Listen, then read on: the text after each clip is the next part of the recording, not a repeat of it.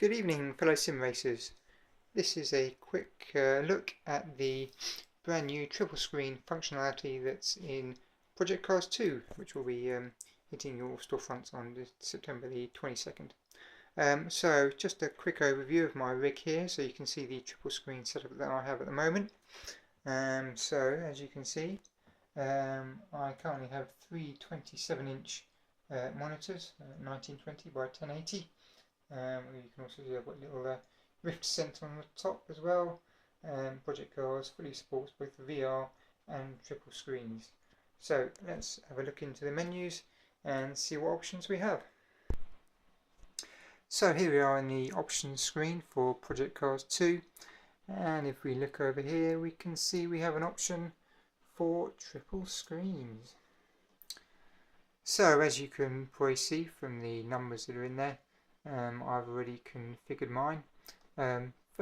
First thing you'll want to do is tick this little box up here for the triple screen spanning option, and this is the one that will tell the game that you want to render a separate camera viewport on each of your three monitors. So you can see at the top here, we're going a bit closer, that the game has auto detected the resolution of all of my screens.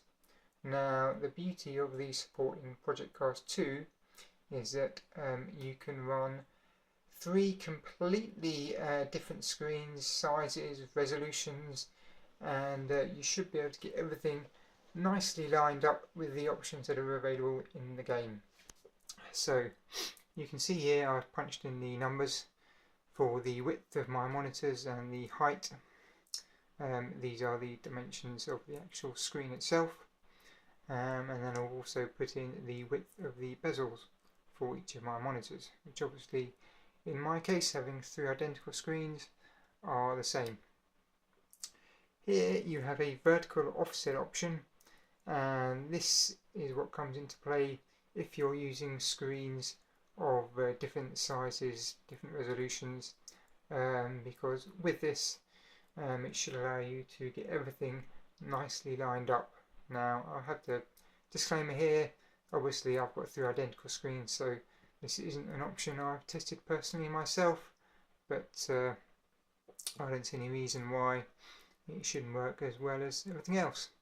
And the final one down the bottom here is our angle. So this is the angle that our side screens are to the centre. Again, in my case they're both the same, but if you've got different angles for your right and left screens, again you can put those in and everything should line up hunky-dory. And then the final one at the bottom here is our eye distance to the centre screen. So now if I look at that, let's go out on track. Okay, one last thing before we do go out on track. I thought it might be worth just having a quick look at the options I have set in the graphics menu, just so you can get an idea of what I'm running. So as you can see, ignore the top bit. Texture resolution is high, anisotropic filtering 16 times, low VSync, medium MSAA, and then you can see on most of the settings I have them set at medium. I do have the enhanced mirror turned on. As we look down, there you go. Okay, let's hit the track. Okay, so here we are out on circuit. The particular combo I've got here is the Ford GT40, the original, at Rouen-les Essarts. I probably butchered that name. If I just pull back a bit, hopefully you can get a better view of the screens. Oh. So this is my centre screen at the moment, and as I pan it right, you can see that hopefully everything is nicely lined up on there on the right hand side. Obviously I'm not filming this at the probably not at the eye distance I put in, so you may notice things that just very slightly off, but I have turned a few laps and I can confirm that when my seat's in the normal position, everything is absolutely perfect. And as we pan over to the left, we can see that the dashboard is extending out into the left centre screen, just as we'd expect. There we go. So up in the top left corner I've got EVGA Precision X running, so just a rundown of my system. I have a Intel i7-4930K, which is overclocked to 4.3 GHz, and I have a GTX 1080 Founders Edition, which is fitted with a EVGA hybrid cooling solution. So as you can see, my GPU is currently clocked at just up around 2 gig, temperature nice and cool, not too much memory being used, and hopefully you can see my frame rate is at 96-97 FPS, so very nice. So let's just see if we can't turn a few laps, rather a lap on track, just to prove it's not an illusion.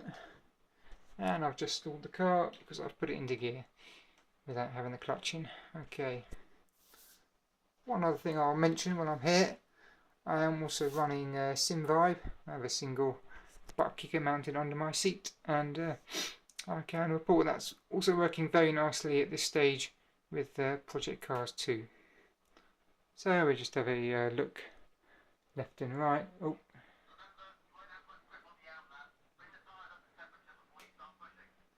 Just as we go down the track.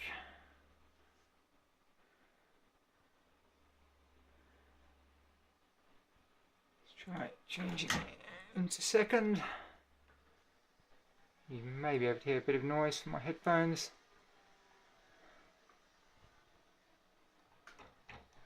So, oh, and I'm off the circuit.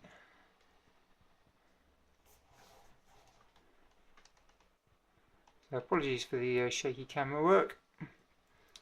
One other thing I'll point out while I'm here, very noticeable on this circuit, is Project Cars 2 features fully 3D trees, which don't really appreciate just how good they are until you go back and play any of the other sims that have these sort of flat 2D or sort of X-plane type trees.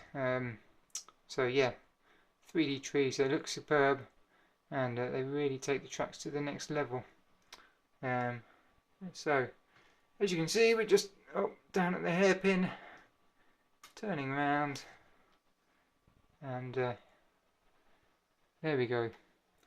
That is Project Cars 2 and triple screen support.